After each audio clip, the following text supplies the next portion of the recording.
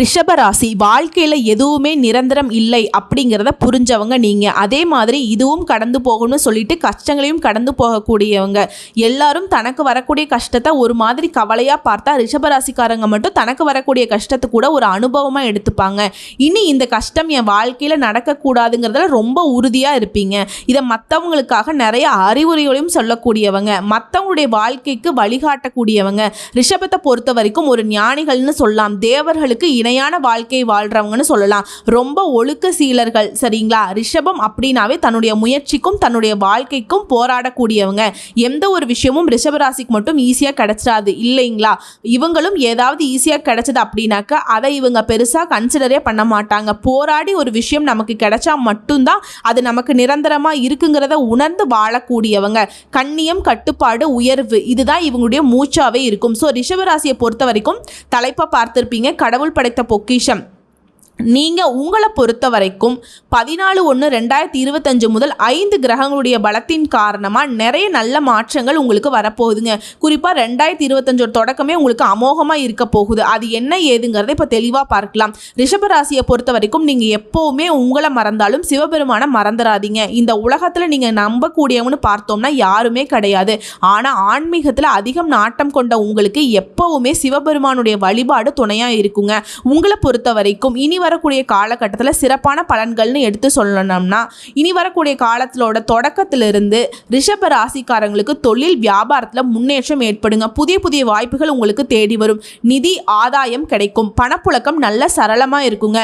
உங்களுக்கு பணம் அப்படிங்கிறது பல வழிகளில் உங்கள் கைக்கு வந்து சேரும். அது போலவே உங்களுடைய பணம் வெளியில் மாட்டிக்கிட்டு இழுபறியாக இருந்துச்சுன்னா அப்படி இருந்த பணம் கூட நீங்கள் எதிர்பார்க்காத வகையில் உங்கள் கைக்கு வந்து சேருங்க.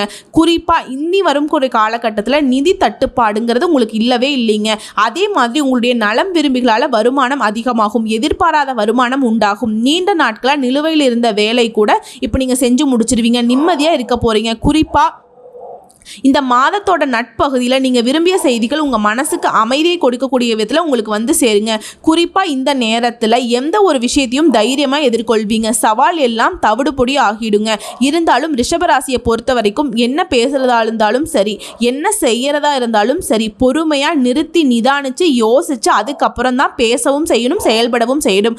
உடனே அப்படின்னு வந்துட்டு நம்ம எச்சரிக்கையாக இருக்கணும் அப்படியெல்லாம் யோசிக்காதீங்க. இனி வரக்கூடிய காலகட்டம் அப்படின்னா ரிஷபராசிக்கு ஜம்முன்னு இருக்க போறீங்க, ஜாலியாக இருக்க போறீங்க. ஏன்னா நடக்கிறது எல்லாமே உங்களுக்கு சாதகமாக தான் இருக்குது. பயம் வேண்டாம். புரியுதுங்களா? ஸோ இப்போ வரைக்கும் பார்த்தது சுருக்கமான விளக்கம் தாங்க. இப்போ உங்களுடைய ஜாதகத்தில் எந்தெந்த கிரகங்கள் எங்கெங்கே இருக்காங்க, இனி வரும் காலகட்டத்தில் எந்தெந்த கிரகங்கள் மாற்றம் ஆகிறாங்க, இதனால் உங்களுக்கு எந்த மாதிரியான பலன்கள் இருக்குது, நீங்கள் செய்ய வேண்டிய வழிபாடு என்ன, நீங்கள் செய்ய வேண்டிய பரிகாரம் என்ன அப்படிங்கிறத இப்போ தெளிவாக பார்க்கலாங்க. ரிஷபராசி கார்த்திகை நட்சத்திரம் 2ஆம் பாதம், 3ஆம் பாதம், 4ஆம் பாதம், ரோஹிணி நட்சத்திரம், மிருகசீரிஷ நட்சத்திரம் 1ஆம் பாதம், 2ஆம் பாதம். உங்களை பொறுத்த வரைக்கும் கிரக நிலைன்னு பார்த்தோம்னாக்க உங்களுடைய ராசியில் குரு பகவான் வக்ர கதியில் இருக்காருங்க. தைரிய வீரிய ஸ்தானத்தில் சந்திர பகவானும் அவருக்கு கூட செவ்வாய் பகவானும் கூட்டணியில் இருக்காங்க.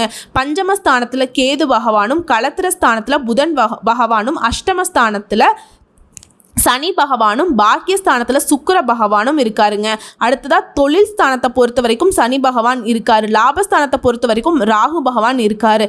இந்த கிரகங்களுடைய அமைப்பை வச்சுட்டு இந்த கிரக மாற்றம்னு பார்த்தோம்னாக்க ஆல்ரெடி 1/1/2025 அன்னைக்கு புதன் பகவான் ஸ்தானத்தில் இருந்து அஷ்டமஸ்தானத்துக்கு மாறிட்டாருங்க.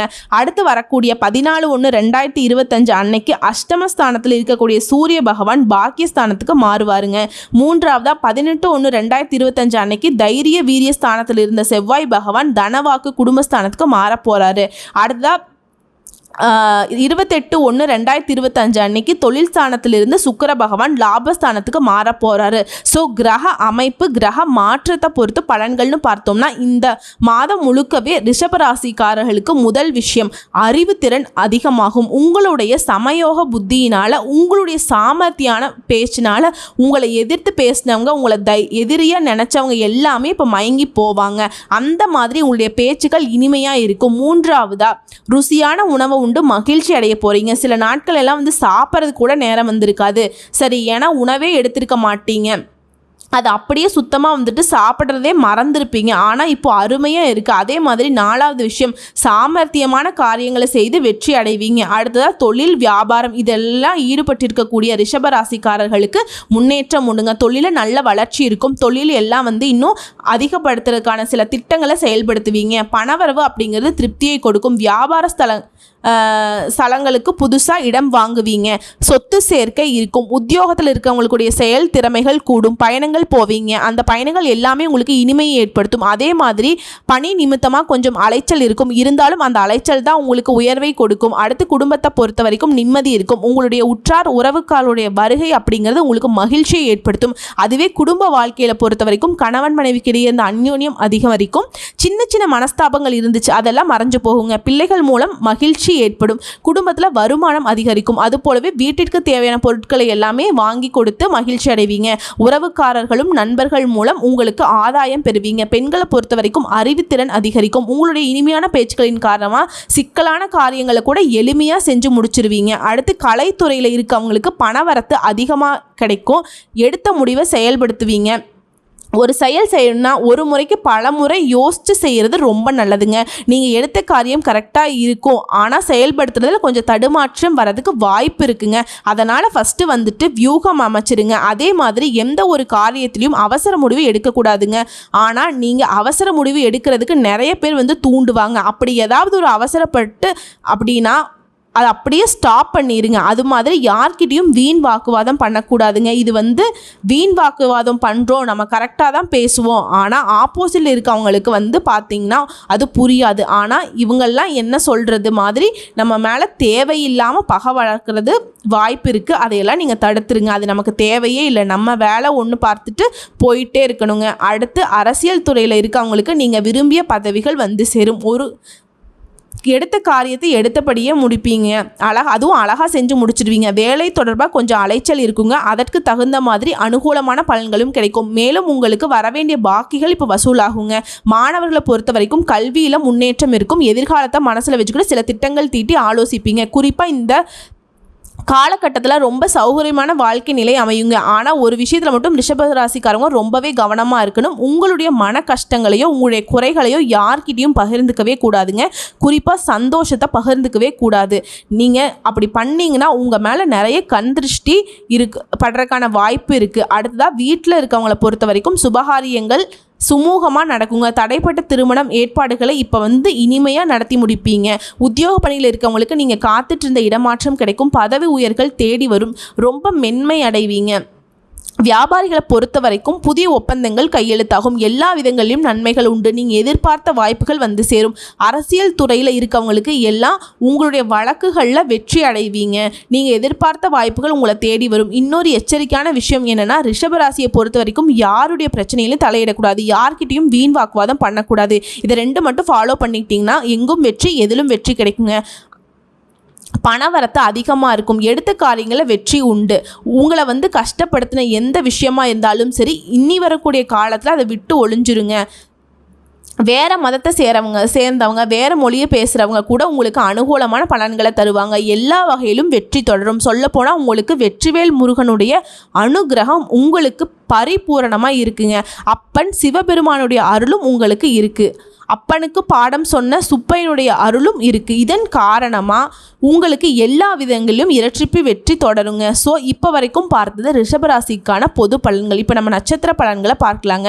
ரிஷபராசி கார்த்திகை நட்சத்திரம் 2ஆம் பாதம், 3ஆம் பாதம், 4ஆம் பாதம். உங்களை பொறுத்த வரைக்கும் இனி வரக்கூடிய காலகட்டத்தில் சாதுரியமாக செயல்பட்டு நினச்சதை சாதிப்பீங்க. உங்களை பொறுத்த வரைக்கும் புதிய முயற்சிகள் வெற்றி கிடைக்கும். சிலருக்கு எதிர்பார்த்த உதவிகள் கிடைக்கும். வங்கிகளில் நீங்கள் கேட்டிருந்த பணம் கைக்கு வரும். ஒரு சிலருக்கு புதுசாக சொத்து சேரும். வியாபாரிகளை பொறுத்த வரைக்கும் நீங்கள் எதிர்பார்த்த ஒப்பந்தங்கள் கிடைக்கும். அனைத்து விதமான செயல்பாடுகளும் நல்லது நடக்குங்க. மாணவர்களை பொறுத்த வரைக்கும் படிப்பின் மீது அக்கறை கூடும். சில சட்ட சிக்கல்கள்ல இருந்து கூட நீங்கள் வெளிவந்துருவீங்க. வியாபாரிகளை பொறுத்த வரைக்கும் வழக்குகளில் கவனமாக இருந்துக்கோங்க. உத்தியோகத்தில் இருக்கவங்களுக்கு நீங்கள் எதிர்பார்த்த முன்னேற்றம் கிடைக்கும். உங்களுடைய உத்தியோக பணிகளின் வீண் அலைச்சல் இருந்தாலும் முடிவில் நீங்கள் எதிர்பார்த்தபடியே காரியம் முடிஞ்சிருங்க. சக ஊழியர்களால் ஆதரவு உங்களுக்கு கிடைக்குங்க.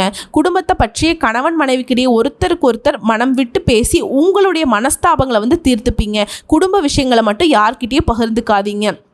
மேலும் மற்றவங்களுடைய பேச்சை வந்து சுத்தமாக கேட்கக்கூடாது. யாரும் உங்களுக்கு வந்து நல்லது சொல்லவே மாட்டாங்க.